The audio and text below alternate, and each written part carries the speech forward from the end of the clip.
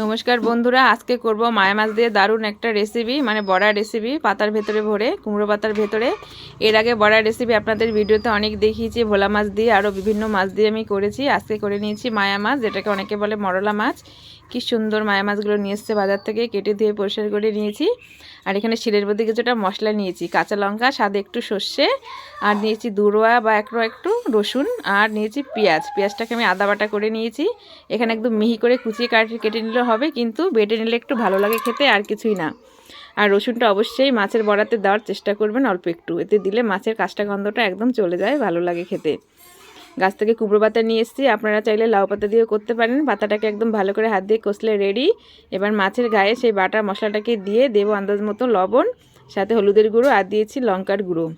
ঝালটা অবশ্য যে যার ইচ্ছা মতো নেবেন, কিন্তু বড়া রেসিপিতে ঝালটা একটু বেশি ভালো লাগে। আর অবশ্যই দেবো সরিষার তেল না ছাড়া কিন্তু ভালো লাগবে না এই বড়া রেসিপিটা। আর এইদিকে আমার পাতাগুলো একদম রেডি। এবার পাতার ভেতরে আমি মাছের পুরটাকে সুন্দর করে ভরে নেব।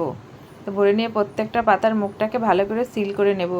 কোনো পাতা যদি কোনো কারণে ছেঁড়া ফুটো থাকে বা ছিঁড়ে যায়, দুটো করে পাতা নেবেন, কোনো অসুবিধা নেই। আর দুর্দান্ত কিন্তু লাগে রেসিপিটা, অবশ্যই একবার বাড়িতে ট্রাই করুন। যারা এর আগে কোনো দিন কেউ খাননি, অবশ্যই একবার চেষ্টা করে দেখুন। আমি বলছি খুব ভালো লাগে, গরম ভাতে এই বড়া হলে আর কিছুই লাগে না। যে কোনো চুনো মাছ দিয়ে করতে পারেন।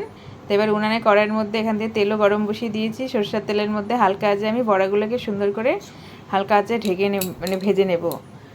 দু একবার করে একটু হালকা করে ঢেকে দিলে এতে ভালো হয়, ভেতরের মাছটাও একদম ভালো করে সেদ্ধ হয়ে যায়, নরম হয়ে যায়, উপরটাও সুন্দর ভাজা হয়ে যায়। এবার উপর থেকে একটু ঢাকা খুলে উল্টে দেব, উল্টে দিয়ে আর একটুখানি ঢেকে দেব।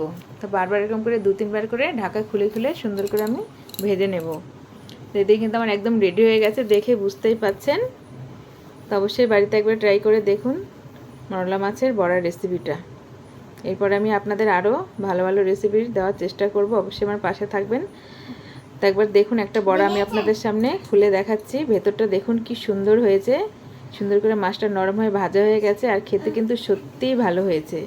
তো আমার ভিডিওগুলো যদি আপনাদের ভালো লাগে, প্রথম থেকে যেরকম করে আমার পাশে ছিলেন, সামনের দিনগুলো আশা করি আমার পাশে থাকবেন।